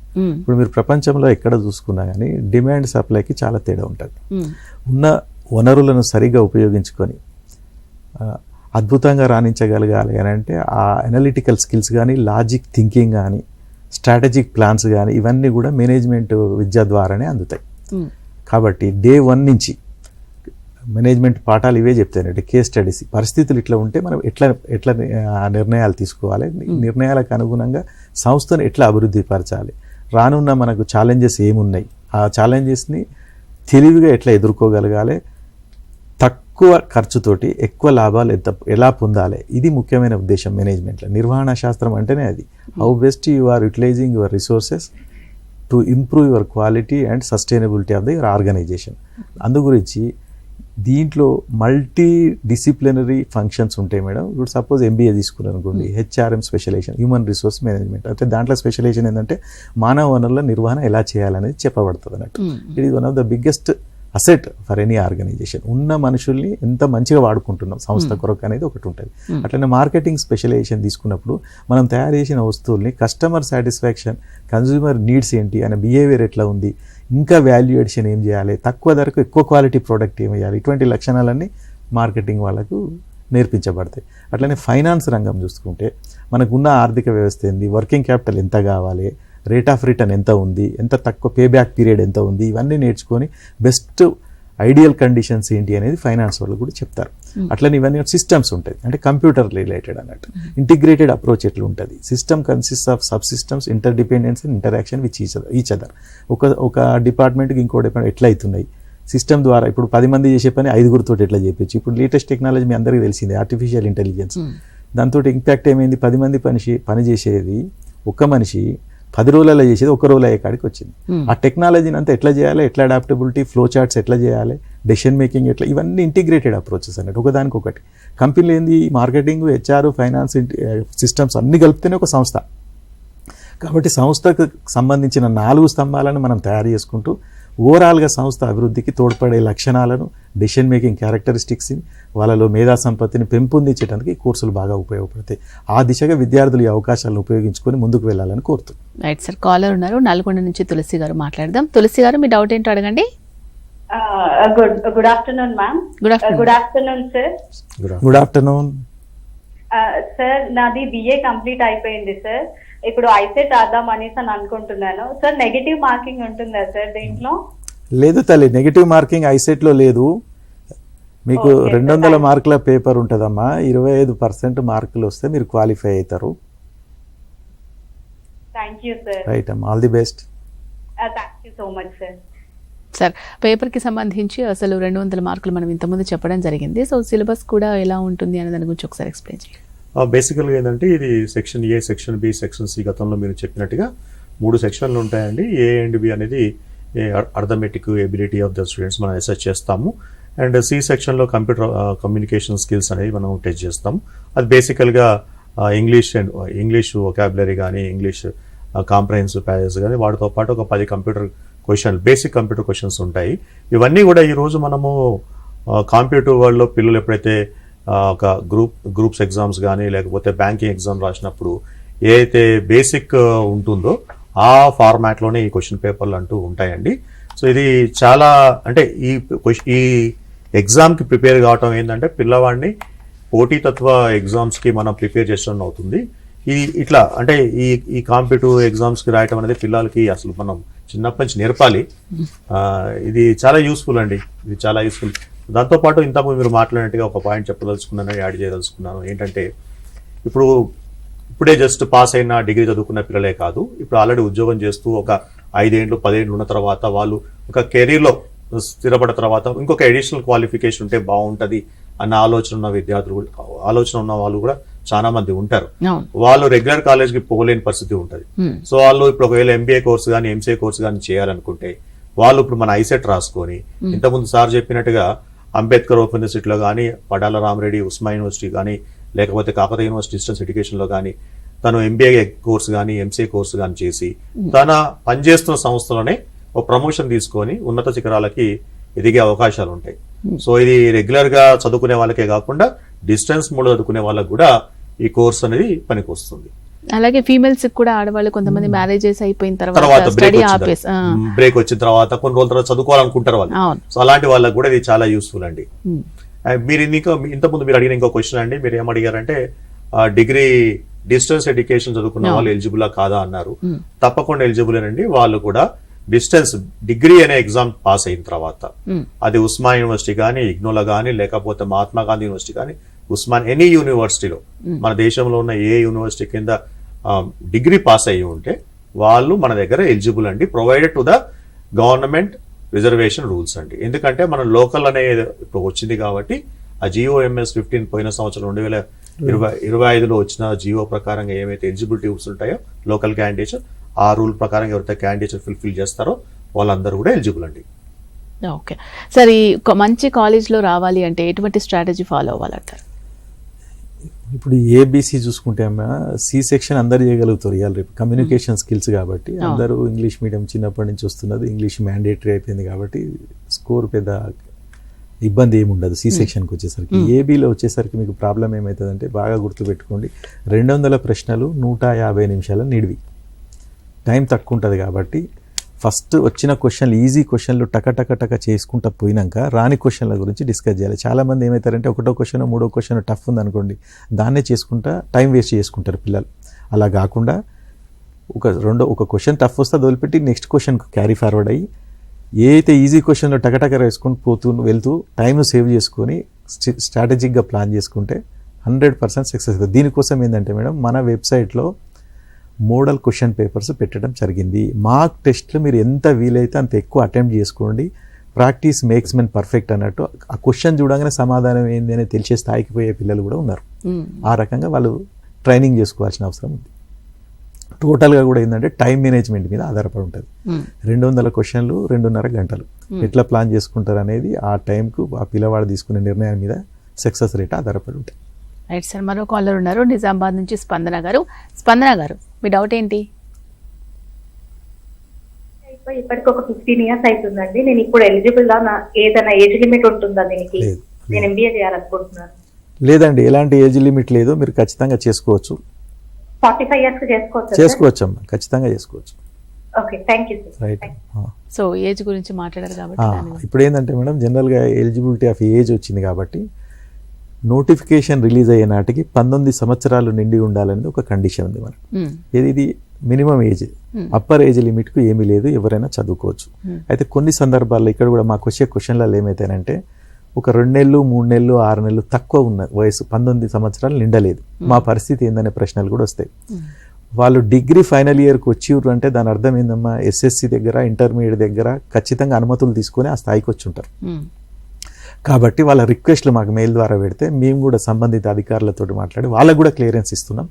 ఖచ్చితంగా నోటిఫికేషన్ రిలీజ్ అయిన నాటికి 19 సంవత్సరాల నిబంధన ఉన్నప్పటికీ కొన్ని సందర్భాల్లో స్పెషల్ కేసెస్ కింద వాళ్ళకు వెసులుబాటు కూడా ఇవ్వటం జరుగుతుంది. అప్పర్ ఏజ్ లిమిట్ మాత్రం లేదు. రైట్ సార్, ఇంతకుముందు సిలబస్కి సంబంధించి సార్ చెప్పడం జరిగింది. సో ఎలా ప్రిపేర్ అయితే బాగుంటుంది అంటారు? అండ్ మీరు చాలా ఈజీగా రాయొచ్చు అని అంటున్నా కూడా చాలా మంది స్టూడెంట్స్ భయపడే అవకాశం ఉంటుంది. నేనేమంటున్నానంటే గందరగోళానికి గురి కాకుండా మేము ఏదైతే మార్క్ టెస్ట్లు పెట్టామో వెబ్సైట్లో అప్లోడ్ చేసి పెట్టామో మోడల్స్ అవన్నీ ప్రిపేర్ అయ్యి మేము ఈచ్ క్వశ్చన్ ఏ సెక్షన్లోకి వెళ్ళి వస్తుందో కూడా కేటగారికల్గా మెన్షన్ చేశాం మేడం మా వెబ్సైట్లో. ఒక క్వశ్చన్ అనలిటికల్ ఎబిలిటీ అన్నాం అనుకోండి, అనలిటికల్ ఎబిలిటీలో ఏ టైప్ ఆఫ్ క్వశ్చన్ వస్తుందో కూడా కేటగారికల్గా మెన్షన్ చేసి చెప్పాం. అంత విపులీకరించి చెప్పినాక దాని మీద ఖచ్చితంగా మీరు శ్రమపడి దాన్ని బాగా అర్థం చేసుకుని నైపుణ్యం సంపాదిస్తే నాకు తెలిసి పెద్ద కష్టమేం కాదండి. ఇప్పుడు మీరు పోయిన సంవత్సరం 90% పాస్ రేట్ ఉందంటేనే మీరు అర్థం చేసుకోవచ్చు. సార్, స్టూడెంట్స్ ఎక్కువగా ఏది టఫ్ అని ఫీల్ అవుతూ ఉంటారు వీటిలలో ఈ ప్రిపేర్ అయ్యే టైంలో? టఫ్ కన్నా ముఖ్యం ఏంటంటే మేడం టైం మేనేజ్మెంట్. నేను మళ్ళీ అదే చెప్తున్నాను. ఓకే, ఒక విద్యార్థికి ఆ ప్రశ్నిస్తే అర్ధ గంటకో 10 నిమిషాలకో పావు గంటకో చేయగలుగుతాడు, కానీ మనం వాడిని పరీక్షించేది వాని టైం మేనేజ్మెంట్. సమస్యకు ప్రాబ్లం వాని వల్ల వస్తుందా అని మనం పరీక్షిస్తలే, ఉన్న టైం ఎంత మంచిగా వినియోగించుకొని ప్రశ్నలు అటెంప్ట్ చేస్తుండో ఆన్సర్లు ఇవ్వగలుగుతుండో అనేదే మనం పరీక్షిస్తున్నాం. కాబట్టి వాళ్ళు ప్రాక్టీస్ బాగా చేస్తే ఖచ్చితంగా వాళ్ళు సక్సెస్ అవుతారు. యా సార్, మీరేం చెప్తారు దీని గురించి? 200 క్వశ్చన్స్ ని 150 నిమిషాలు చేయాలి అంటే ఒక ప్రశ్నకి ఎంతసేపు టైం ఇస్తున్నామని చూడండి. సో 1 నిమిషం కంటే తక్కువ సమయంలో ఎన్ని క్వశ్చన్లు, అట్లాంటి క్వశ్చన్ మనం అటెంప్ట్ చేయగలుగుతాం అన్నది దాన్ని బట్టి మనం ఎంత సక్సెస్ అవుతామని తెలిసిపోతుంది. సో ఎంతమంది ఏ విద్యార్థి అయితే 150 నిమిషాలలో 120 క్వశ్చన్లు కూడా కరెక్ట్ గా నింపగలిగితే అతను డెఫినెట్ గా టాప్ 100 ర్యాంకులలో, టాప్ 150 ర్యాంకులలో ఉండే అవకాశం ఉంటుంది. సో అది చాలా కష్టం అండి. సో అందరూ విద్యార్థులు, నాకు తెలిసి అందరూ విద్యార్థులు కూడా 150 క్వశ్చన్లకి 200 క్వశ్చన్లకి 200 క్వశ్చన్ చేస్తాడేమో ఒక రోజు టైం ఇస్తే. కానీ ఇచ్చిన 2.5 అంటే 150 నిమిషాలలో తను చేయటం అనేది మాత్రం కొద్దిగా కష్టం. అది సార్ చెప్పినట్టుగా తను ప్రయత్నం చేస్తే, అంటే ఇంటి దగ్గర తను ప్రిపేర్ అయ్యి తను వర్క్ చేస్తే డెఫినెట్ గా చేయగలుగుతారు. చేయలేనిది అంటూ ఉండదండి. ఎందుకంటే మనం చూసాం కదా, లాస్ట్ ఇయర్ మేము కండక్ట్ చేసినప్పుడు చూసాం కదా, కొంతమంది పిల్లలు 200 క్వశ్చన్లకి 170 వరకు 180 వరకు కూడా కరెక్ట్ సమాధానం నింపిన పిల్లలు కూడా ఉన్నారు. వాళ్ళు అలా చేస్తున్నారంటే వాళ్ళు కష్టపడుతున్నారు, రాత్రింబగలు దాన్ని ఎలా సాల్వ్ చేయాలని సిస్టమేటిక్ గా నేర్చుకుంటున్నారు కాబట్టి చేయగలుగుతున్నారు వాళ్ళు. రైట్ సార్, కాలర్ ఉన్నారు హైదరాబాద్ నుంచి అఖిల్ గారు. అఖిల్ గారు, మీ డౌట్ ఏంటో అడగండి. ఐసెట్ ఎగ్జామ్ తర్వాత ప్రొసీజర్ ఎలా ఉంటుంది, ఇప్పటి వరకు మన అడ్మిషన్ ఇస్తారని? ఇప్పుడు ఐసెట్ రిజల్ట్ ఇచ్చిన తర్వాత నోటిఫికేషన్ కొరకు మళ్ళీ ఒకటి ఇస్తారు, అడ్మిషన్ ప్రాసెస్ కొరకు మళ్ళీ ఒక నోటిఫికేషన్ ఇస్తారండి. అది TGCH ద్వారానే వస్తుంది. అది మీరు పేపర్లో ఫాలో అయ్యండి, లేదంటే మా వెబ్సైట్లో కూడా మేము అప్డేట్ చేస్తాము. మోస్ట్ ప్రాబబ్లీ ఈ సంవత్సరం జూన్ నెలలోనే స్టార్ట్ అయ్యి జూలై వరకు అడ్మిషన్లే క్లోజ్ చేద్దామన్నట్టుగా ప్రణాళికలు రచిస్తున్నాం. ఓకే, టాప్ కాలేజెస్లో రావాలి అని ఎక్స్పెక్ట్ చేస్తూ ఉంటారు చాలా మంది. సో మరి ఎన్ని మార్క్స్ రావాలంటారు వాళ్ళకి? ఇప్పుడు జనరల్గా ఏంటంటే మేడం, లాస్ట్ టైం కనుక మేము అనాలిసిస్ తీసుకున్నప్పుడు దానికి మాత్రం మనకు 180 టాప్ అట్లా వచ్చింది. తర్వాత గ్యాప్ వచ్చి 150కి 140కి పడిపోయిన సందర్భాలు. దాని అర్థం ఏంటంటే ఎక్స్ట్రాడినరీ అయితే తప్ప ఆ స్థాయికి చేరలేదు. కాబట్టి ఒకటి మీరు టార్గెట్ పెట్టుకోండి, 80-90% చేయగలిగితే 100% చేయగలిగితే టాప్ ర్యాంకులలో పొందగలుగుతారు. సార్ టాప్ దాకా వచ్చి మళ్ళీ తర్వాత కొంచెం తగ్గిందని చెప్తూ ఉన్నారు కదా. ఎందుకంటే కొంతమంది ఉంటారండి ఏంటంటే టు టెస్ట్, ఇప్పుడు నేను సివిల్ సర్వీసెస్ ప్రిపేర్ అవుతున్నాను ఫర్ ఎగ్జాంపుల్, నా పర్ఫార్మెన్స్ ఎట్లుందో ముందే ఒక టెస్ట్ చేయదలుచుకున్నాను. అటువంటి వాళ్ళు ఇటువంటి పరీక్షలు రాస్తారు. అర్థమైందా? లేదు నేను కోచింగ్ సెంటర్ నడుపుతున్నా, నా పర్ఫార్మెన్స్ ఏందో నేను చెక్ చేసుకోవాలి, నేను ఇంకో పేరుతోటి నా పేరుతో రాసేస్తా. ఇట్లా సందర్భాలు ఉన్నాయి. చేసినప్పుడు వాళ్ళు రియల్గా ఏంటంటే ఏ స్టాండర్డ్ క్వశ్చన్స్ అడుగుతున్నారు, మెథడాలజీ ఎట్లా అడుగుతున్నారు, ఫ్యూచర్లో మా పిల్లలకి ఎట్లా ట్రైన్ చేయాలి అనే ఆలోచన ఉండి కూడా రాష్ట్రాలు ఉంటారు. కాబట్టి వాళ్ళ ఇంటెన్షన్ ఏంటంటే to study the examination pattern rather than the result. కాబట్టి అటువంటి సందర్భాల్లో మీకు ఈ తేడాలు అనిపిస్తాయి. మరి వాళ్ళు అడ్వాన్స్ గా ప్రిపేర్ అయి ఉంటారు కాబట్టి ఇది వాళ్ళకి కానీ ఇప్పుడున్న పిల్లలకి ఎలా ట్రైనర్స్ కదా, ట్రైనర్స్ కాబట్టి ఆటోమేటిక్ గా ట్రైన్ అయ్యి వాళ్ళకి ఈజీ అయిపోతుంది. సో ఇప్పుడున్న పిల్లవాళ్ళు కూడా అలాంటి పిల్లవాళ్ళు ఉన్నారు. ఎందుకు చెప్తున్నామంటే బ్యాంకింగ్ ఎగ్జామ్ ప్రిపేర్ అవుతున్న పిల్లవాళ్ళు ఉంటారు, క్యాట్ కి ప్రిపేర్ అవుతున్న పిల్లవాళ్ళు ఉంటారు, రకరకాల కాంపిటేటివ్ ఎగ్జామ్స్ ప్రిపేర్ అయ్యే పిల్లలు ఉంటారు. సో వాళ్ళందరూ కూడా ఈ పరంగా వాళ్ళు చాలా ట్రైన్ అయి ఉన్నారు, వాళ్ళు చేస్తున్నారండి. నిజంగా వాళ్ళని చూస్తే మనకు కూడా ఇంప్రెస్ అయ్యే విధంగానే ఉంటుంది. ఇంతకుముందు మాట్లాడుతూ బీటెక్ చేసిన వాళ్ళు కూడా ఇది రాయొచ్చు కానీ రాయట్లేదు అని అంటూ ఉన్నారు. సో ఎందుకంటే ఇప్పుడున్న పరిస్థితులలో ఏంటంటే మేడం, యంగ్ జనరేషన్ ఏం ఆలోచిస్తారంటే బీటెక్ అయిపోయినాక క్యాంపస్ ప్లేస్మెంట్స్ వస్తాయి, IT ఇండస్ట్రీకి పోతాం, లైఫ్ సెటిల్మెంట్ అవుతుంది అనే మార్గంలో ప్రయాణం చేస్తున్నారు. IT సెక్షన్ సెలెక్ట్ అయ్యి కూడా 3-4 ఏళ్ళు 5-6 ఏళ్ళు పోయాక మళ్ళీ ప్రమోషన్ వైపు మేనేజ్మెంట్ సైడ్ వెళ్ళాలంటే ఖచ్చితంగా అప్పుడు MBA డిగ్రీ అవసరం వస్తుంది. మధ్యకు పోయి మళ్ళీ వచ్చి MBA డిగ్రీ చేసే బదులు మేమిచ్చే సూచన ఏంటంటే బీటెక్ తర్వాత ఇమీడియట్లీ MBA జాయిన్ అయింది అనుకోండి, అది రెగ్యులర్ ఆర్ పార్ట్ టైం, ఇటు ఉద్యోగం చేసుకోవచ్చు, అటు MBA చేసుకోవచ్చు. ఆటోమేటిక్గా మీ ప్రమోషన్ పాలసీస్ ఏవైతే ఉన్నాయో చాలా స్పీడప్ అయితే. ఇంకొకటి decision making system in your job కూడా చాలా ఎఫెక్టివ్ అయ్యగలుగుతారు. ఒక నార్మల్ బీటెక్ చేసిన వాళ్ళకి బీటెక్ MBA చేసిన వాళ్ళ పర్ఫార్మెన్స్లో హ్యూజ్ డిఫరెన్స్ ఉంటుంది. మేనేజ్మెంట్ ఒకసారి అయిపోయిందంటే సాఫ్ట్వేర్ ప్రోగ్రామర్ కాకుండా సాఫ్ట్వేర్ మేనేజర్గా ఎదిగే అవకాశాలు ఎక్కువ ఉంటాయి అన్నట్టు. ఒకసారి మేనేజ్మెంట్ కంప్లీషన్ అయ్యి కమాండ్ వచ్చింది అనుకోండి, will become a team leader. కాబట్టి ప్రమోషనల్ పాలసీస్ కూడా చాలా స్పీడ్గా గ్రోత్ రేట్ పెరిగే అవకాశాలు ఉంటాయి. కాబట్టి మేము మీ ద్వారా చెప్పేది ఏంటంటే బీటెక్ పిల్లలు ఎవరైనా ఫస్ట్ MBA చేసుకోండి, ప్యారలల్ అయితే regular are part time. Me job చేసుకోండి, ఇటు MBA ప్యారలల్గా చేసుకోండి. తద్వారా ఏంటంటే వీలైన తొందరలో అభివృద్ధి బాగా చెందుతారని మేము ఆశిస్తాం. అండ్ సార్ మరో కాలర్ ఉన్నారు సూర్యాపేట నుంచి వినోద్ గారు. వినోద్ గారు మీ డౌట్ ఏంటో అడగండి. Sir good afternoon sir. Good afternoon అండి. సార్ ఇప్పుడు మనం ఎంబీఏ ఈ ఐసెట్ ద్వారా క్వాలిఫై అయితే మనకు స్కాలర్షిప్స్ వస్తాయా? ఈ ఐసెట్ 2026 తర్వాత క్వాలిఫై అయ్యి మీకు ఎక్కడైనా సీట్ వస్తుందో రాష్ట్ర ప్రభుత్వ నియమ నిబంధనల ప్రకారం అన్ని రకాల ఉపకార వేతనాలకు అర్హులండి. ఓకే ఖచ్చితంగా అర్హులే. Okay sir. ఏమైనా స్టడీస్ గ్యాప్స్ ఏమైనా ఉంటున్నా అవసరం? నేను మళ్ళీ అందుకే చెప్తున్నా, రాష్ట్ర ప్రభుత్వ నియమ నిబంధనలు ఎట్లా ఉంటే ఐసెట్ కూడా గట్లనే ఉంటాయి, వేరే తేడా ఏమీ లేదు. Okay sir. ఇప్పుడు ఏ కోర్సులు కావాలి సార్? ఇప్పుడు ఇది ఐసెట్ 2 కోర్సులు అన్న, ఎంబీఏ ఉంటుంది, ఎంసీఏ ఉంటుంది. Okay sir. Okay thank you sir. Right. Yeah sir. MBA గురించి చేసిన వాళ్ళకి ఎలా ఉంటుందనేది ఇంతకుముందు సార్ చెప్పడం జరిగింది. సో ఎంసీఏ వాళ్ళకి కూడా ఎలా ఉంటుందంట సార్? రమేష్ గారు. ఎంసీఏ విషయానికి వస్తే కూడా ఇటు ఇవాళ మనం చూస్తున్నామండి, ఐటీ ఇండస్ట్రీ ఎలా గ్రో అవుతుందో చూస్తున్నాము. ప్రపంచం అంతా ఐటీ అంటుంది, ప్రపంచం అంతా ఇప్పుడు ఆర్టిఫిషియల్ ఇంటెలిజెన్స్ అంటున్నాం మనం.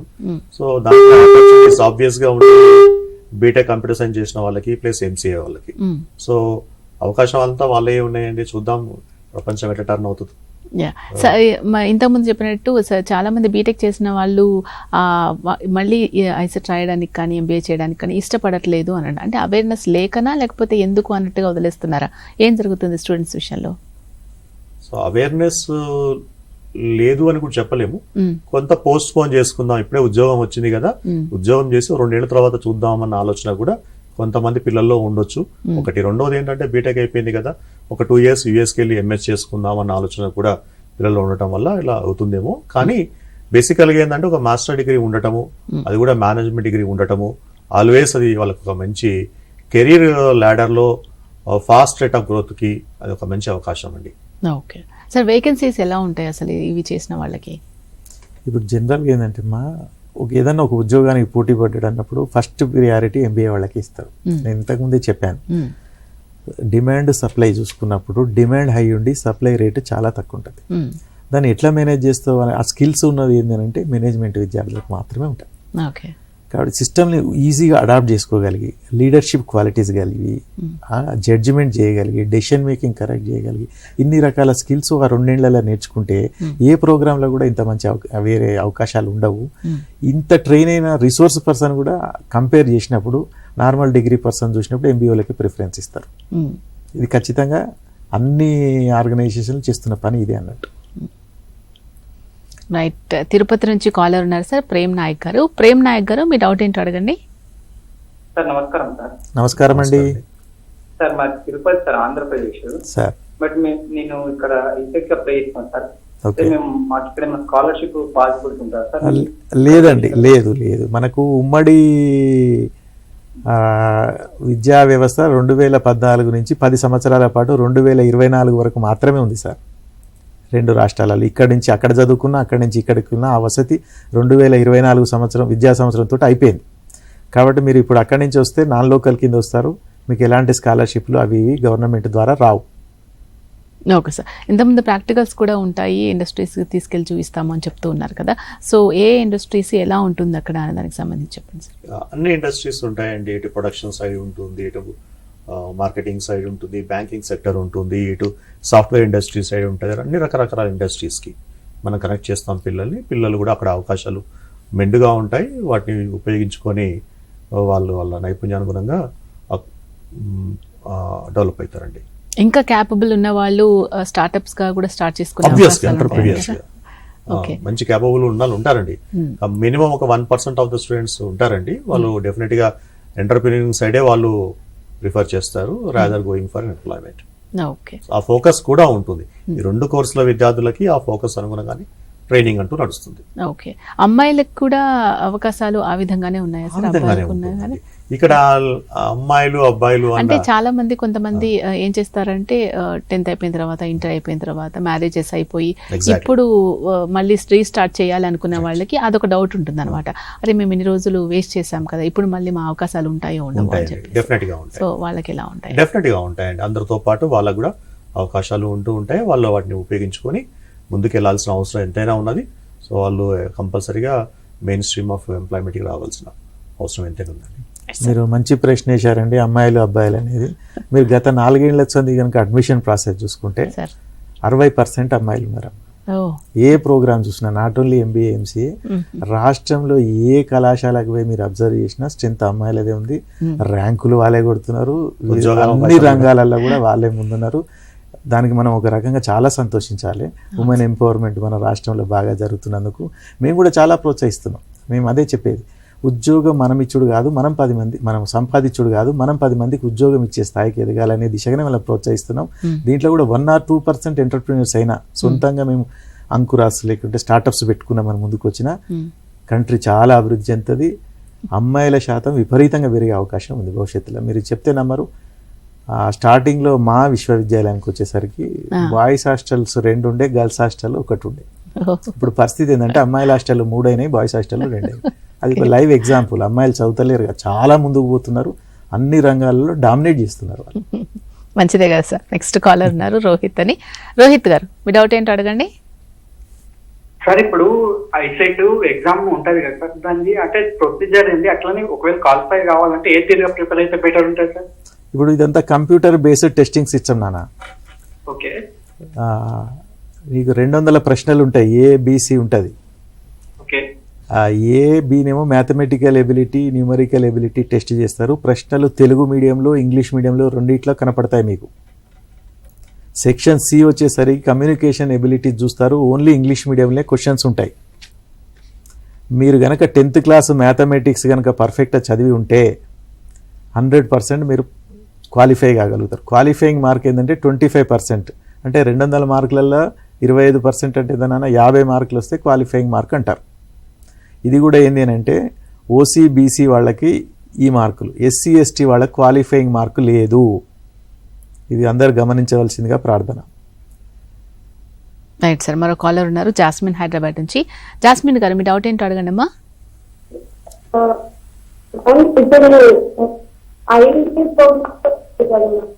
ఇంటిగ్రేటెడ్ యా అమ్మ, మంచి ప్రశ్న వేసావు తల్లి. ఇది మీకే కాదు అందరికి ఉపయోగపడుతుంది. Integrated MBA programs, integrated master programs ఇవి కూడా ఐసెట్ ద్వారా అడ్మిషన్లు జరగవు. ఈ సంవత్సరము కాకతీయ యూనివర్సిటీ సిపిజెట్ అనే పరీక్ష రాస్తుంది. అంటే common post graduation entrance test అని సపరేట్ పరీక్ష ఉంటుంది. అది ఈ సంవత్సరం కాకతీయ యూనివర్సిటీ వాళ్ళు నిర్వహిస్తున్నారు. ఎవరైతే ఇంటిగ్రేటెడ్ ఎంబీఏ లేకుంటే ఇంటిగ్రేటెడ్ ఐపీసీ ఏదైనా ప్రోగ్రామ్ చేయదలుచుకున్న వాళ్ళు ఆ పరీక్ష ద్వారా పరీక్ష రాసి ఉత్తీర్ణులై అడ్మిషన్లు పొందొచ్చు. Right sir. ఫీజు రియంబర్స్మెంట్ ఎలా ఉంటుంది ఒకసారి చెప్పండి. ఫీజు రియంబర్స్మెంట్ అనేది fee regulation committee of Telangana state వాళ్ళు నిర్ధారిస్తారు. వాళ్ళు నిర్ధారించిన రేట్ ఫీజు ప్రకారం గవర్నమెంట్ జీవోదిస్తుంది. గవర్నమెంట్లో రూల్స్ ఆఫ్ రెగ్యులేషన్స్ ఏవైతే ఉన్నాయో ఓసీ బీసీ ఎస్సీ ఎస్టీ మైనారిటీకి ఏవైతే ఉన్నాయో ఆ రూల్స్ అన్నిటికి కూడా వాటి ప్రకారమే ఇక్కడ ఫీజు రియంబర్స్మెంట్ చేయడం జరుగుతుంది. స్కాలర్షిప్స్ మిస్ అవ్వకుండా ఎలా అప్లై చేసుకోవాలంటారు సార్ రమేష్ గారు? వాళ్ళకి సంబంధించిన వాళ్ళ కేటగిరీ సంబంధించిన సర్టిఫికేట్స్, వాళ్ళ పేరెంట్స్ సంబంధించిన ఇన్కమ్ సర్టిఫికేట్స్ అవన్నీ కూడా ముందే తెచ్చుకొని దానికి సంబంధించిన వాళ్ళ ప్రతి ఇన్స్టిట్యూట్లో కూడా వాళ్ళు అనౌన్స్ చేస్తారండి, పలానా డేట్ నుంచి అప్లికేషన్స్ ఓపెన్ అయినాయి అని చెప్తారు. ఆ టైంలో వాళ్ళు అప్లై చేసుకొని ఇమ్మీడియట్గా ఏమైనా ల్యాబ్సెస్ ఉంటే ఆ కన్సర్న్ కాలేజ్ ప్రిన్సిపాల్ దగ్గర అవి ఫిల్ఫిల్ చేసుకొని ప్రాసెస్ చేసుకుంటే 100% వాళ్ళు ఎలిజిబుల్ అయిన స్కాలర్షిప్ అమౌంట్ వాళ్ళ అకౌంట్లో క్రియేట్ అవుతుందండి. సార్ మీరు అసలు ఎలా అప్లై చేసుకోవాలి, జనరల్గా వాళ్ళు చేసే మిస్టేక్స్ ఏంటో ఒకసారి చెప్పండి. ఇప్పుడు జనరల్గా ఏం జరుగుతుందంటే మేడం, స్కాలర్షిప్ అప్లికేషన్ ఫామ్ అనేది ఆన్లైన్లో ఉన్నది. ఇప్పుడు కూడా ఆన్లైన్లో పిల్లవాడు అప్లై చేసుకుంటాడు. అప్లై చేసుకునేది కూడా ఇప్పుడు ఈ మధ్య కాలంలో మేము బాగా అబ్జర్వ్ చేసింది ఏంటంటే రూరల్ ఏరియా పిల్లలు సొంతంగా అప్లై చేసుకోకుండా మీ సేవా సెంటర్లని ఈ సేవా సెంటర్లను అప్రోచ్ అవుతున్నారు. అక్కడ జరిగే తప్పిదాలు వాళ్ళకి తెలియక యాజ్ ఇట్ ఈస్గా సబ్మిట్ పోయేసరికి కాలేజ్కి తీసుకొచ్చి ప్రింట్ ఇస్తారు. హార్డ్ కాపీ సంబంధిత కాలేజీలో స్కాలర్షిప్ సెక్షన్లో ఫార్మేట్ చేస్తారు అన్నట్టు. వీళ్ళు ఏం చేస్తారంటే ఇవన్నీ వెరిఫై చేసుకొని కాలేజీ లెవెల్లో ఏమైనా తప్పులు ఉంటే అక్కడ కాలేజీ లెవెల్లో కరెక్షన్ చేసుకుని సంబంధిత సోషల్ వెల్ఫేర్ డిపార్ట్మెంట్ ఆఫీసులలో హార్డ్ కాపీ సబ్మిట్ చేస్తారు, verified by the concern principal of the college. ఒకసారి ఈ ప్రాసెస్ అంతా ఓకే అయినాక రాష్ట్ర ప్రభుత్వం విధి విధానాలను అనుసరించి వాళ్ళకి రియంబర్స్మెంట్ ఇవ్వడం జరుగుతుంది. Okay sir. సార్ ప్రైవేట్ కాలేజెస్లో అసలు ఫీజులు ఎంత ఉంటాయి సార్, ఎలా ఉంటాయి? మళ్ళీ అండి అన్ని కాలేజీలలో కూడా అండి రాష్ట్రం నిర్ణయించిన ఫీ రెగ్యులేషన్ కమిటీ నిర్ణయించిన ఫీజు ప్రకారంగానే ఫీజు ఉంటుందండి. కాలేజ్ టు కాలేజ్ కొంత ఫీజు వేరియేషన్ అయితే ఉంటుంది. అంటే కాలేజీలో ఉన్న ఫెసిలిటీస్ బట్టి గవర్నమెంట్ ఒక స్టడీ చేసిన తర్వాత ఈ కాలేజీకి ఇంత ఫీజు వరకు ఎలిజిబుల్ అని ఉంటుంది. అది కూడా అనౌన్స్ క్లియర్ గా మీకు నోటిఫికేషన్స్ అన్ని కూడా క్లియర్ గా ఉంటాయండి. అన్ని కాలేజీలో సేమ్ ఫీజు అయితే ఉండదండి. టాప్ కాలేజ్లో సీట్ రావాలి అనుకున్న వాళ్ళకి మాక్సిమం ర్యాంక్ ఎంత వస్తుందంటారు? ఇప్పుడు జనరల్గా ఏంటంటే మా ఐఐటి ఐఏఎంస్ సిఏ క్యాట్ ఇవి టార్గెట్ చేసిన వాళ్ళు కూడా ఈ పరీక్షలు రాస్తుంటారు. వాళ్ళు జనరల్గా ఏంటంటే దే టెస్ట్ దేర్ పర్ఫార్మెన్స్, వాళ్ళకి వాళ్ళు పరీక్షించుకునేటందుకు సపోజ్ ఒక సంవత్సరం 10-20 ర్యాంకులు 100 ర్యాంకులు వాళ్ళు ఉన్నారు అనుకోండి, వాళ్ళు జాయిన్ గారు. జాయిన్ అయినప్పుడు ఏమైతుంది, ఖచ్చితంగా ర్యాంక్ కిందికి పోతుంది. కాబట్టి ఇతిమిత్తంగా ఇంతే వస్తే ఈ దాంట్లో వస్తుందని చెప్పడానికి వీల్లేదు, ప్రతి సంవత్సరం మారుతుంటుంది. మా సబ్మిషన్ ఏంటంటే 100 లోపు ర్యాంకులు తెచ్చుకుంటే ఖచ్చితంగా టాప్ 2-3 కాలేజీలలో అడ్మిషన్లు దొరుకుతాయి. మీరు అనుకున్న గమ్యాలకు మీరు రీచ్ కాగలుగుతారు. గ్రామీణ ప్రాంతంలో చదువుకున్న పిల్లలకు అంత ఈజీ కాదు అని వాళ్ళు భయపడుతూ నేను అదే చెప్పదలుచుకున్నా. అది మొత్తం భ్రమ మాత్రమే, అపోహ మాత్రమే. ఇప్పుడు నేను మీ ముందు కూర్చున్నా ఇక్కడ, నేను తెలుగు మీడియంకి వెళ్ళి వచ్చిన క్యాండిడేట్ని. కాబట్టి కృషి, పట్టుదల, అంకిత భావంతో నేర్చుకోవాలనే కసి ఉంటే ఎవరు ఆపలేరమ్మా. 1-2 సార్లు ప్రయత్నం చేయాలి. నాకెందుకు రాదు అని ప్రశ్నించుకోవాలి. పరాయణవాదం పలాయనవాదం అనుసరించకుండా విజయం ఎందుకు సాధించకూడదు నేను అనేది ఖచ్చితంగా వారి గమ్యాలను చేర్చుతుంది. ఆ పట్టుదలతోటి కృషి చేయాల్సిన అవసరం ఉంటుంది. Okay sir. సో ఎగ్జామ్స్కి ప్రిపేర్ అవ్వాలి అనుకున్న వాళ్ళు ఇంతకుముందు అడగడం జరిగింది, చాలా టఫ్ ఉంటుంది, కొంతమందికి మ్యాథ్స్ సార్ కూడా చెప్పడం జరిగింది, మ్యాథ్స్ రాదు కొంతమందికి, సో అవి డీల్ చేయడం ఎలాగా అని కన్ఫ్యూజ్ అవుతూ ఉంటారు. సో ఎలా చేసుకోవాలంటారు సార్? మ్యాథ్స్ రాదని ఏం లేదండి, ఇది సింపుల్ మ్యాథమెటిక్స్. ఇది అందరికి వచ్చిన మ్యాథమెటిక్సే, అర్థమెటికే, మనం అందరం చదువుకున్న మ్యాథ్సే. ఒక వ్యక్తి ఏజ్ ప్రాబ్లమ్స్ ఉంటాయి, టైమ్ అండ్ డిస్టెన్స్ ప్రాబ్లం ఉంటుంది, ఇవన్నీ కూడా మనం అందరం చేసిన తర్వాత 10th క్లాస్ పాస్ అయ్యాం. ఇవి అర్థమెటిక్ అనేది బేసిక్ పిల్లవాడి ఎబిలిటీని టెస్ట్ చేసే ప్రక్రియ. సో ఇవన్నీ అందరికి వచ్చినాయి, కానీ ఎంత టైంలో చేస్తున్నాం అనేది ఇంపార్టెంట్. సో ఆ ప్రాబ్లం అందరూ చేస్తుండొచ్చు, కానీ నిమిషం లోపల చేస్తున్నావా లేదన్నది ఇంపార్టెంట్. చేసిన వాడికి డెఫినెట్ గా మంచి అవకాశాలు ఉంటాయి. సార్ నెక్స్ట్ మహబూబ్ నగర్ నుంచి విజయ్ ఉన్నారు. విజయ్ గారు, మీ డౌట్ ఏంటో అడగండి. Good afternoon sir. ఇందాక ఎస్సీ/ఎస్టీకి 45 మార్క్స్ ఉండాలని, అది జస్ట్ ఎగ్జామ్ అటెండ్ చేస్తే క్వాలిఫై అయ్యింది. ఎస్సీ/ఎస్టీ వాళ్ళకి మంచి కాలేజీలో సీట్ రావాలంటే డెఫినెట్ గా మంచి మార్కులు రావాలి కదండి. సో మంచి మార్కుల కోసం మనం ప్రయత్నం చేద్దాము, దానికోసం మనము ముందుకెళ్దాం. క్వాలిఫైయింగ్ మార్క్ అయితే లేదు నాన్న, కానీ మంచి కాలేజీలో సీట్ రావాలంటే మంచి ర్యాంక్ రావాలి కదా. మంచి ర్యాంక్ రావాలంటే మంచి స్కోర్ చేయాలి కదా నువ్వు. కాబట్టి నీ భవిష్యత్తు నీ చేతుల్లోనే ఉంది. సో వాళ్ళేమనుకుంటారంటే అటెంప్ట్ చేస్తే లేదు, అలా అనుకోవద్దు మనం. ఎందుకంటే మనకు మంచి కాలేజీలో సీట్ వచ్చినప్పుడే మంచి భవిష్యత్తు ఉంటుంది. దానికోసం మనం డెఫినెట్ గా మంచి కష్టపడాల్సిన అవసరం ఉంటుంది. నెక్స్ట్ కాలర్ ఉన్నారు భవ్య గారు ఉన్నారు. భవ్య గారు చెప్పండి అమ్మా, మీ డౌట్ ఏంటి? భవ్య చెప్పండి, మీ డౌట్ ఏంటి? Good afternoon. Good afternoon. Jayashankar యూనివర్సిటీలో ఎంబీఏ ప్రోగ్రామ్ ఉంది కదా, ఇక్కడ మళ్ళీ రిపీట్ చేయండి అమ్మా. చైతన్య యూనివర్సిటీ అండి, చైతన్య డీమ్ జయశంకర్ యూనివర్సిటీలో ఎంబీఏ ప్రోగ్రామ్ ఉంది కదా. జయశంకర్ యూనివర్సిటీలో. ఓకే చెప్పండి అమ్మా, అడగండి. అది ఓన్లీ అగ్రికల్చర్ వాళ్ళు చేయొచ్చా, లేకపోతే ఎవరైనా చేయొచ్చా? ఎనీ అదర్ డిగ్రీ వాళ్ళైనా చేయొచ్చా? ఎనీ డిగ్రీ అమ్మా, అగ్రికల్చర్ బీఎస్సీ వాళ్ళు కూడా ఎంబీఏ చేయొచ్చు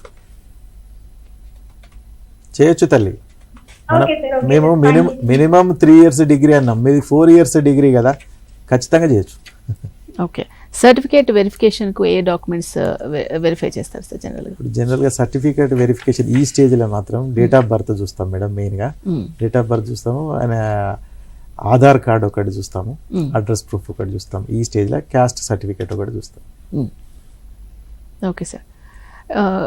టాప్ కాలేజెస్ టార్గెట్ చేయాలి అనుకున్న వాళ్ళు చాలా మంది ఉంటారు, కానీ ఇంతకుముందు మీరు చెప్పినట్టు క్వాలిఫై 25% వచ్చినా చాలు అనుకుంటున్నారు, కాబట్టి తక్కువగా స్కోర్ చేస్తే కూడా సరిపోతుంది అని అనుకునే వాళ్ళకి మీరు ఏం చెప్తారు సార్ రమేష్ గారు?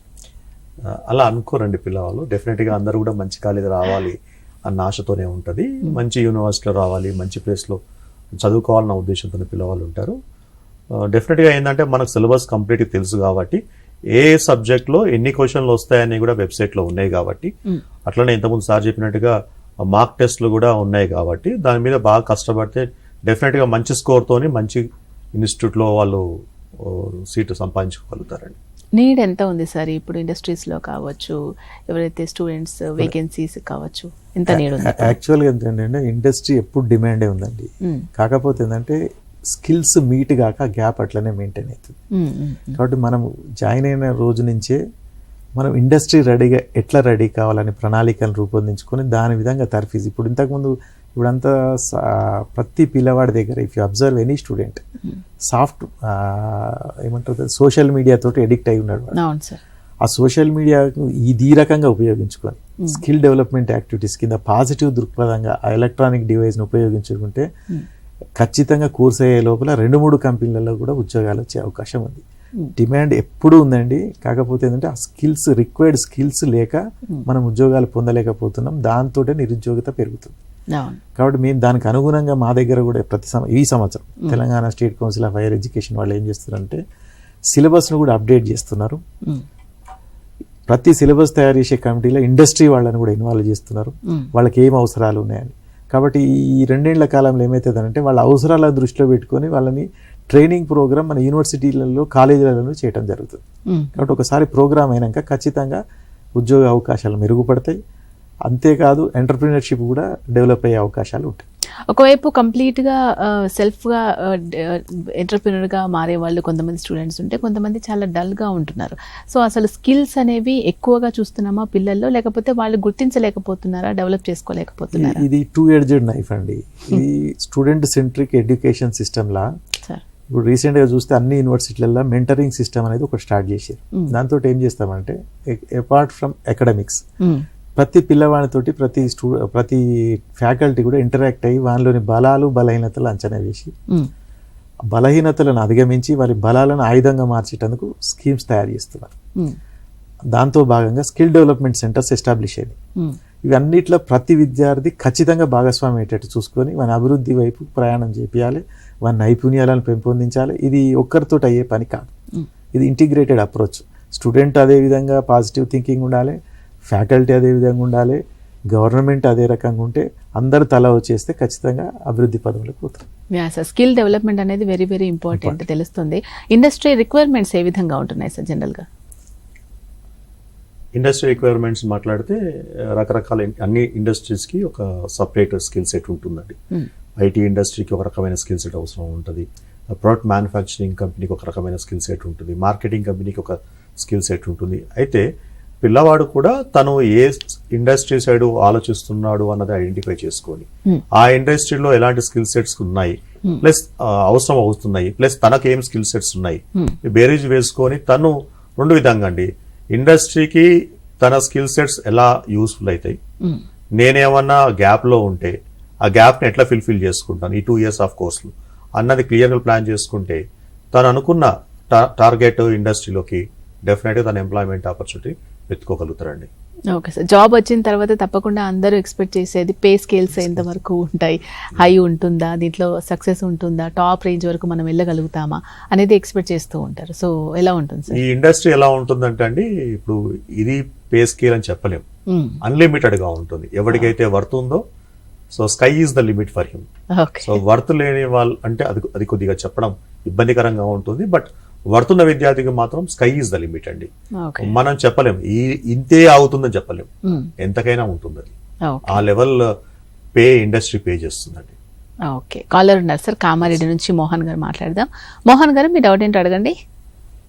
Sir good afternoon sir. Good afternoon sir. Entrance కోసము మనం ఏమైనా ఏ విధంగా ప్రిపేర్ అవ్వాలి, ఒకటి ఏ విధంగా ప్రిపేర్ అవ్వాలి? మొదటిగా మన వెబ్సైట్ చూసారండి మీరు? ఐసెట్ వెబ్సైట్ లో లెఫ్ట్ సైడ్ మార్క్ టెస్ట్ ఉంటుంది. ఆ మార్క్ టెస్ట్ ఉంటుంది, ఒకసారి మార్క్ టెస్ట్ ప్రాక్టీస్ చేయండి. దాంతో పాటు సిలబస్ చూడండి. సిలబస్ లో క్లియర్ గా ఏమేమి సబ్జెక్ట్ లో ఎన్నెన్ని క్వశ్చన్లు వస్తాయి కూడా క్లియర్ గా మెన్షన్ చేసినాం. ఫర్ ఎగ్జాంపుల్ సెట్స్ ఉన్నాయి అనుకోండి, సెట్స్ ఎన్ని క్వశ్చన్లు అడుగుతామనేది కూడా అక్కడ క్లియర్ గా మెన్షన్ చేశాం. సో ఆ విధంగా మీకు ఫుల్ క్లారిటీ ఉంటుందండి. మీరు మార్క్ టెస్ట్ చేసుకొని మీరు ప్రాక్టీస్ చేస్తే మీకు చాలా ఈజీగా మీరు గెట్ ఆన్ కాగలుగుతారండి.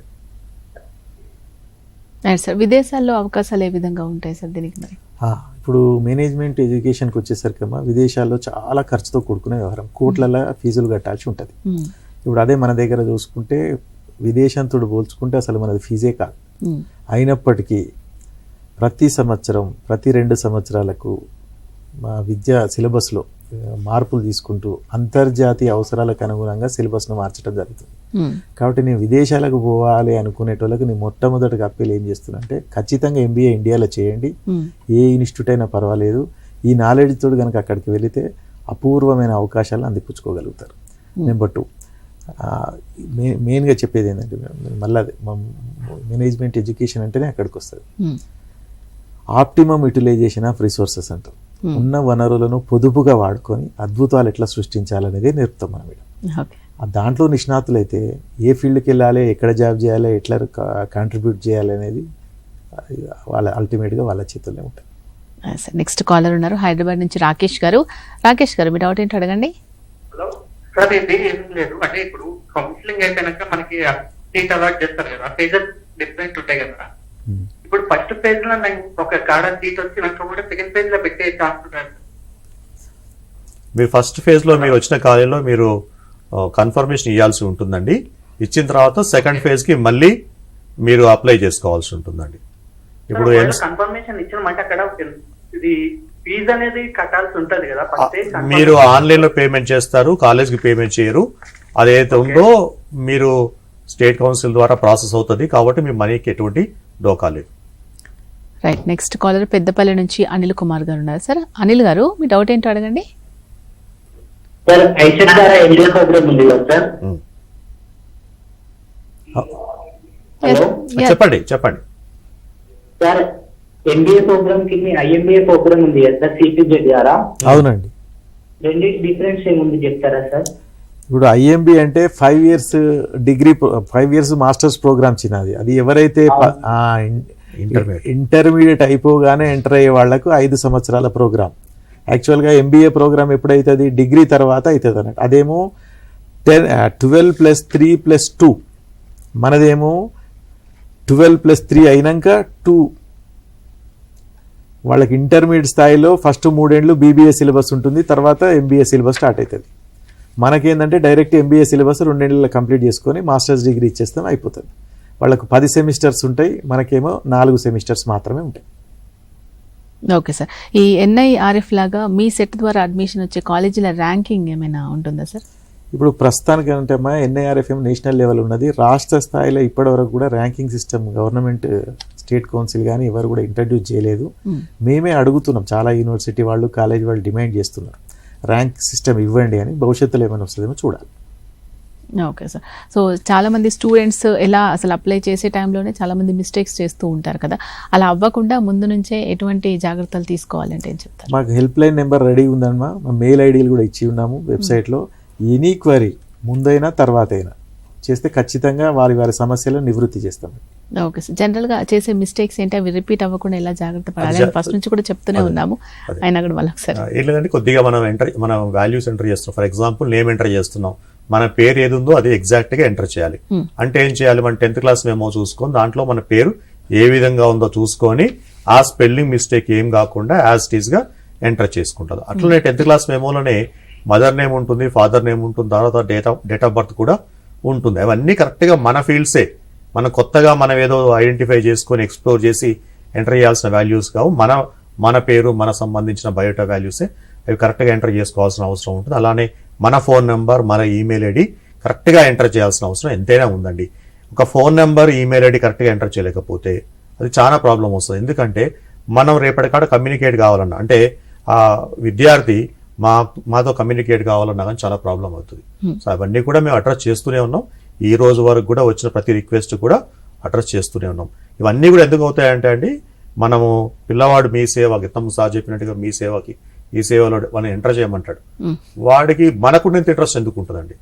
విద్యార్థిగా మనకు ఇంట్రెస్ట్ ఉంటుంది, మన పేరు తప్పు ఉండొద్దు అని మనకు ఇంట్రెస్ట్ ఉంటుంది. అతని ఇంట్రెస్ట్ ఏముంటుందంటే 5 నిమిషాలు చేద్దామా, 2 నిమిషాలు చేద్దామా, ఫీజు కట్టేసి పిల్లవాడు అప్లికేషన్ ఫామ్ ఫిల్ చేద్దామన్న ఆలోచనతో అతను ఉంటాడు. మన ఫామ్ మనం ఫిల్ చేసుకోవడం ఈ రోజు చాలా ఈజీ అండి. వెనకటి రోజులలో 5 ఏళ్ల క్రితం 10 ఏళ్ల క్రితం it is not that easy. ఇప్పుడు అందరి చేతిలో ఫోన్లు ఉన్నాయి, అందరు కూడా అందరికీ ఎలా చేయాలో తెలుసు. అలా చేసుకుంటూ పోతే తప్పులు లేకుండా వాళ్ళు ఈజీగా చేయగలుగుతారు. ఓకే సార్, ఐసెట్ నోటిఫికేషన్కి సంబంధించి చాలా మంది చేసే మిస్టేక్స్ ఏంటి, అవి ఎలా రెక్టిఫై చేసుకోవాలి, ఒకవేళ వాళ్ళకున్న ప్రాబ్లమ్స్ ఏదైనా డౌట్ వచ్చినా కానీ మిమ్మల్ని ఎలా సంప్రదించాలి, అవన్నీ కూడా మాకు క్లారిఫై చేశారు sir. Thank you sir Ramesh garu. Thank you sir. నమస్తే. Thank you. ఇది వాళ్ళ నిపుణ. మరో కార్యక్రమంతో మళ్ళీ కలుద్దాం. అంతవరకు సెలవు. నమస్కారం.